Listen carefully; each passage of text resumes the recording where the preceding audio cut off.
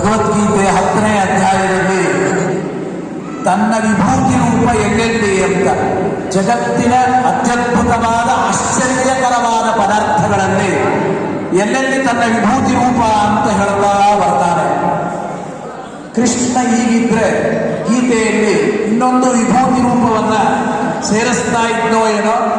ಈಗಿನ ಕಾಲದ ಗಾಯಕರಲ್ಲಿ ಎಲ್ಲಿ ವಿಭೂತಿ ರೂಪ ಅಂದ್ರೆ ಮೈಸೂರು ರಾಮಚಂದ್ರ ಆಚಾರ್ಯರಲ್ಲಿ ವಿಭೂತಿ ರೂಪ ಅಂತ ಭಗವಂತ ಹೇಳ್ತಾ ಇದ್ನೋ ಏನೋ.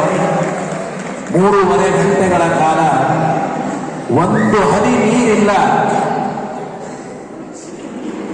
ಏಕಧ್ವನಿಯಿಂದ ಹಾಡಬೇಕಾದ್ರೆ ನಿಜವಾಗಲೂ ಇದು ಕೇವಲ ಆ ಸ್ವಂತ ಸಾಮರ್ಥ್ಯ ಶಕ್ತಿ ಅಲ್ಲ, ಜನ್ಮ ಜನ್ಮಾಂತರದಿಂದಲೂ ಬಂದ ಹರಿವಾಯು ಗುರುಗಳ ಅನುಗ್ರಹ ಅಂತ ಚಿಂತನೆ ಮಾಡುತ್ತಾ ಅವ್ರು ಹಾಡುವಾಗ ಎಲ್ಲರೂ ಒನ್ಸ್ ಮೋರ್ ಅಂತ ಹೇಳ್ತಾನೆ ಇದ್ರಿ.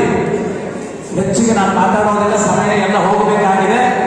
ಅವರಿಗೆ ಸನ್ಮಾನ ಮುಗಿಯೋ ತನಕ ನಾನು ಒನ್ಸ್ ಮೋರ್ ಅಂತೇಳಿ ನೀವು ಚಪ್ಪಾಳೆ ಬಾರಿಸ್ತಾನೆ ಇರಬೇಕು, ಬೇರೆ ಮಾತಾಡೋದಿಲ್ಲ. Once more